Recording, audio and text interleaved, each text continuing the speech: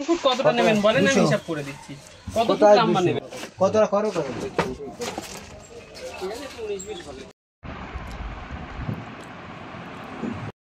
Good morning friends, সবাইকে সুপ্রভাত জানিয়ে শুভ সকাল জানিয়ে শুরু করছি আজকের দিনে নতুন ব্লগ। আর আজকে মর্নিং ডিউটি আছে, তো অফিস যাওয়ার আগে টিফিনগুলো বানাবো, সেগুলো অবশ্যই থাকবে ভিডিওতে। তো দেখো কী টিফিন বানালাম আজকে।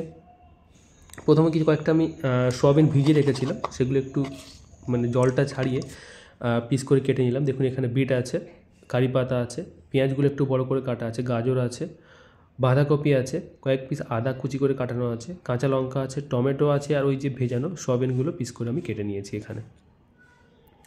এবার কড়াইতে তেল দেবো একটু, তো তার আগে যেটুকু ছিল সেটা করে নিলাম। তারপর তেল দিয়ে দিলাম কড়াইতে। তার মধ্যে দেখুন আমি কারি পাতা আর পেঁয়াজ প্রথমেই দিয়ে দিচ্ছি। দেখুন সকালবেলা তেমন কিছু বানাতে ভালো লাগে না, বাড়িতে যেটুকু আছে যত শর্ট টাইমে যেটুকু বানানো যায় সেটুকুই আর কি।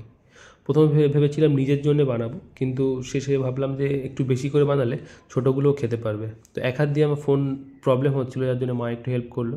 তো গাজরগুলো দিলাম, বিট কপিগুলো ওর মধ্যে দিয়ে দিলাম। আর যেহেতু এখন সবার জন্য বানাবো, তো কিছুটা মশলা কম পড়ে যাবে, বুঝতে পেরেছি, যেগুলো আমি করেছি আমি নিজের জন্যে। কাটা সোয়াবিনগুলো ওর মধ্যে দিয়ে দিলাম, একটু লবণও দিলাম ওর মধ্যে। একটু ভালো করে নাড়ি। দেখুন প্রথমে এক হাত দিয়ে নাড়ছিলাম, যেহেতু ভিডিওটা অন্যদিকে চলে গেছে, ফোনটা ওইভাবে হাতে ধরে রাখে, এক হাতে ধরা ছিল, তো ভিডিও বানাতে প্রবলেম হচ্ছিল। তো যাই হোক, একটু এগুলো ফ্রাই হয়ে আসার পর এর মধ্যে আমি বাকি সবজি যেগুলো আছে সেগুলো অ্যাড করে দেব। দেখুন বাঁধাকপি দিয়ে দিলাম, কাঁচা লঙ্কাগুলো ওর মধ্যে দিয়ে দিলাম। এখানে যেগুলো আছে সবগুলোই কিন্তু কাঁচা খাওয়া যায়, এমন ভেজিটেবলগুলোই আমি নিয়েছি। এর মধ্যে বাড়িতে তৈরি করা যে মরিচ দিয়ে দিলাম, একটা ডিম ওর মধ্যে আমরা দিয়ে দিলাম। এবার একটু ভালো করে ফ্রাই করে নিতে হবে এগুলো।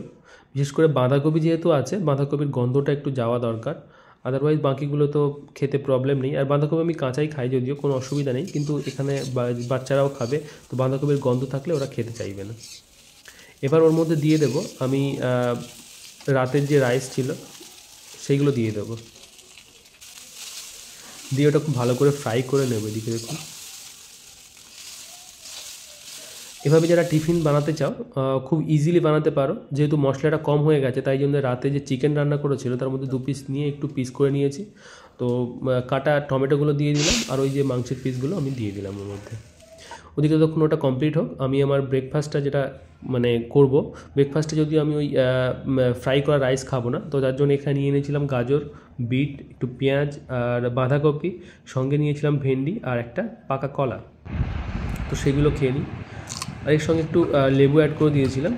তো আপনারা যখন খাবেন বিট লবণ আর লেবু দিয়ে, দেখবেন কাঁচা ভেন্ডিগুলো কিন্তু খুব ভালো লাগে।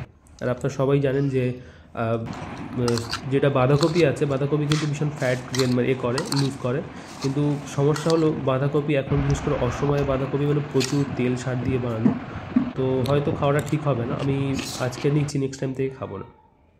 এদিকে আমার টিফিনটা কমপ্লিট হয়ে গেছে, আর আমার টিফিন বক্সে আমি নিয়ে নিচ্ছি। দেখুন যেটা আমি বানিয়েছিলাম দেখতেও খুব সুন্দর হয়েছে এবং টেস্টিও হয়েছে। আর তার সঙ্গে একটু স্যালাডও নিয়ে নিলাম, শসা গাজরের সঙ্গে। তো যাই হোক, এদিকে ততক্ষণ ছোটোগুলো উঠে গেছে, ওদের যে রেখেছিলাম ওদের জন্য সেগুলো ওরা খেতে শুরু করেছে। দেখুন ফারহান আছে, ফিজান আছে, ফিজান খাচ্ছে এখানে, মৌসাম আছে, আর নতুন সদস্য সাহির, ও শুয়ে আছে এখানে। তো যাই হোক, আমি তখন অফিসের জন্য বেরিয়ে গেলাম। তো এখন অফিস টাইম, আর অফিসের ঠিক লাঞ্চ টাইমে অফিসে যেখানে আমরা লাঞ্চ করি উপরে, সেখানে চললাম। দেখুন এই জায়গাটা কিচেন এরিয়া, এখানে রান্না করার ব্যবস্থা আছে, বেসিন আছে, সব কিছু আছে, বেশ। এই যে একজন রান্নাও করছে, তো সেখানে আমার লাঞ্চটা আমি কমপ্লিট করে নিচ্ছি। অ্যাকচুয়াল নিজে বানিয়ে নিজে খেতে বেশ ভালো লাগে, আর অন্যদের ওপর চাপটাও কমে যায়। যেহেতু আমি জয়েন্ট ফ্যামিলিতে থাকি, তো বুঝতেই পারছি অনেক সদস্য, তাদের অনেক কাজ, তো যাই জন্য চেষ্টা করি নিজে যতটা সম্ভব করে নেওয়া যায়।